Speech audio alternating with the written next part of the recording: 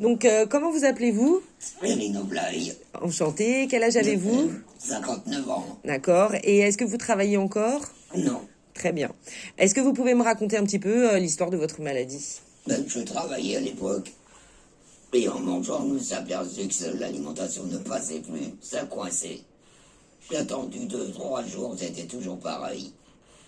Donc j'ai été voir mon médecin traitant et j'ai eu une consultation à l'hôpital Tonneau. Et en passant un scanner et une fibro, ils se sont aperçus qu'il y avait une tumeur au larynx. Ok. Donc, c'est votre médecin traitant qui vous a envoyé voir un ORL? Exact. Ok. Super. Et très bien. Et c'était il y a combien de temps? C'était en 2015. D'accord. Et ensuite, une fois qu'on vous a découvert cette tumeur, qu'est-ce qui s'est passé? Ensuite, j'ai vu le chirurgien.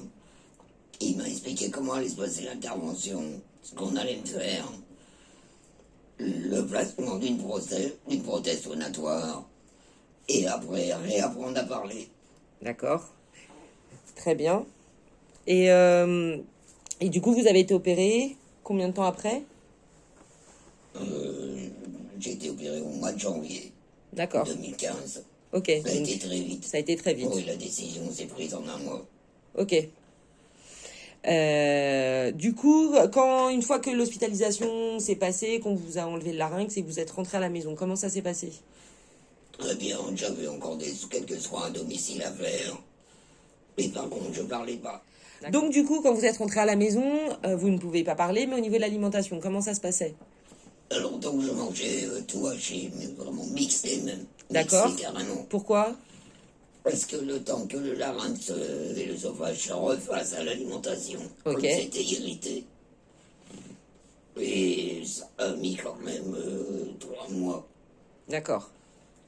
Au bout de 3 mois, j'ai commencé à faire des petits morceaux. Et ainsi de suite. Ok. Mais je ne mange toujours pas les morceaux comme avant. D'accord, il y a quand même une petite limite. Oui, quand même. D'accord. Autrement, ça coince carrément. D'accord. Mais sinon, en dehors de cette petite limite, genre par exemple si vous mangez un gros morceau de pain ou des choses comme ça, mais sinon, globalement, votre alimentation aujourd'hui, elle est... Elle est équilibrée, normalement. Ok, très bien. Oui. Ok, très bien. Et donc du coup, on vous a posé donc cette petite prothèse phonatoire dans votre gorge qui vous permet actuellement, comme vous le faites là, de parler. Combien de temps ça a pris pour que vous puissiez parler avec la prothèse phonatoire? Moi, ça m'a pris entre 1 an et demi et 2 ans. Oui, pourquoi? Parce que ça voulait pas sortir. D'accord. Mais surtout parce que j'ai eu d'autres hospitalisations entre-temps. D'accord. Beaucoup. Oui, qu'on retardait un petit peu l'apprentissage. Oui, D'accord. l'apprentissage de la voix, malheureusement, mais Bah là, c'est parfait. voilà, du coup, il valait mieux attendre un petit peu. Bah voilà, c'est ça.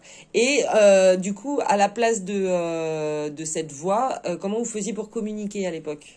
Avec une ardoise, Avec une ardoise principalement, Oui. d'accord. Et après, vous avez utilisé un autre moyen? le chuchotement, Là, ok. Vous Oui. arrivez encore à le faire, ça? je pense que j'arrive encore à le faire. Essayez voir. Parfait. Et vous avez aussi utilisé un autre moyen. Oui, la valve automatique, pardon. Ok. Alors la valve Et auto. là, c'est un peu plus dur, Ouais. parce que ça demande plus d'exercice et plus d'air. Ok. Mais ça demande à être maîtrisé, parce que c'est quand même une maîtrise, la valve automatique. Bien sûr. Donc on rappelle que la valve automatique, ça évite que vous appuyez Et on avec pose votre le doigt. dessus, Ça le fait automatiquement. Ça fatigue moins les bras. Ok. Et du coup, donc vous avez utilisé l'ardoise, la voix chuchotée, et avant d'utiliser la prothèse, vous avez utilisé autre chose aussi.